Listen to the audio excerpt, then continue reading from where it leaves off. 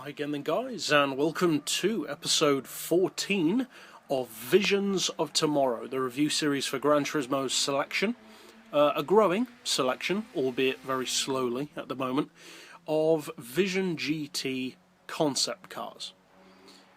And some of these are definitely better than others.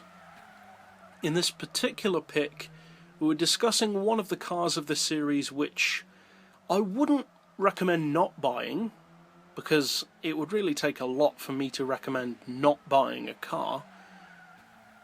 But this is more a car which I find disappointing, because the whole idea of the Vision GT program is, as the word vision implies, is creativity, to show something that we are not currently exposed to, something to display the way the future of racing or the future of cars in general could be.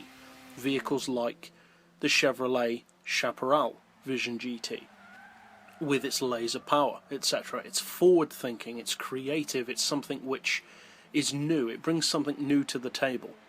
Other Vision GTs, and understandably so, tend to go down the route of marketing, such as this car, and also to some degree some others like the BMW in my opinion, and also the Mitsubishi.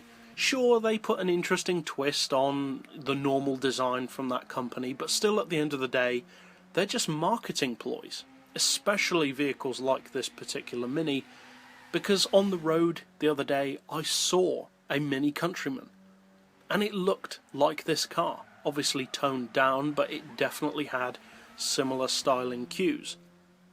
And I didn't think, that's cool. I thought, oh yeah, that's why they did that. And that's disappointing to me. Now, obviously the way things are going with marketing, with sales, with the fact that manufacturers are realising that video games are actually more important to car production than they'd realised before, things like that are going to happen. That's just a part of the way things are going to be. But it's still disappointing to me, because they are given an opportunity to show creativity, to think outside the box, to show something genuinely unique, something which they would not ever get the chance to do in the real world, or on an actual production budget. The Countryman just doesn't do that. It's just a beefed up Mini. Now that being said, what does it offer? Well, like most of the other VGTs, it costs 1 million credits. And there's no way to sugarcoat that. That is supercar money.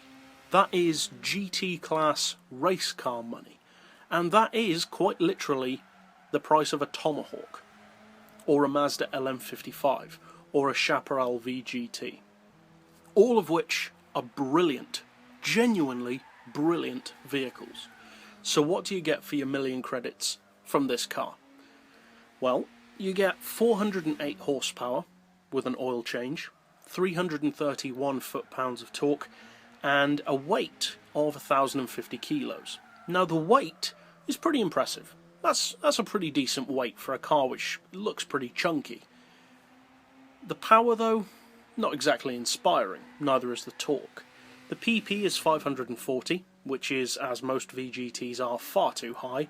This car just isn't competitive enough at that level. And it puts out 389 horsepower per tonne, which is okay. That's about your average hot hatch, maybe a little bit less. So the running theme here so far seems to be okay. Now, okay isn't bad, but it's not exactly impressive either. If the whole point of having a concept car is to be okay, then that kind of makes the idea of having the concept car kind of irrelevant. The whole point of it is to capture people's imagination, to present them with something new, something interesting. This car just doesn't do that. It's just a pumped up Mini. And as I've said with some other vehicles, not just VGTs, but other vehicles on Gran Turismo, or even other games in general, there are some cars which just feel like a normal car from that company that's just been got at by Pimp My Ride. And to me, this is a perfect example of that. It doesn't look like anything new. It's just a mini wagon with stripes for no apparent reason, stickers, a double wing, and a ridiculous body kit. Now, it doesn't look bad, but it doesn't have a purpose. It's just to show off Mini's new vehicle. Whoopee-doo, who cares? But what does it give you in terms of actual use? Because, as it is, it does have a pretty low weight, and 400 horsepower isn't bad. As I already said, it's okay. Well, the top speed isn't that great. You're looking at a little over 180 under its own power. Not bad, but not great. The acceleration, again, is okay, not particularly amazing, and the handling is okay. Good for a car of its size and chunkiness, but not exactly going to worry a race car anytime soon. I would say that this vehicle is actually at its best off-road. It actually makes a pretty decent rally car, and that is probably the best point I can say about this vehicle. It does make a very fun rally car, both on dirt and snow, and I even did a WRC style build for it a while back in the Dirt Masters Unplugged series. But apart from that, it's just not useful enough. The PP is too high for its own good. It doesn't have enough power to worry anything, really. The weight, although good, is squandered on the fact that it doesn't have enough power to compound that attribute, and its performance, included in that being the handling, is good, but it's kind of on its own. It's too niched. So of course it's good, there's nothing to really compare it to apart from the other VGTs. But the main nail in the coffin of this car for me personally is that price. Now, 1 million credits is the base price for most VGTs for whatever arbitrary reason, but it's just not worth that. For that kind of money, you can quite literally get so many cars that are so much better than this. So, as I said in the outset, and of course this episode will annoy some people because there are fans of every car, but as I said from the outset, I wouldn't recommend not buying it. It's certainly not a bad car by any means, and there are some people who will probably love the car.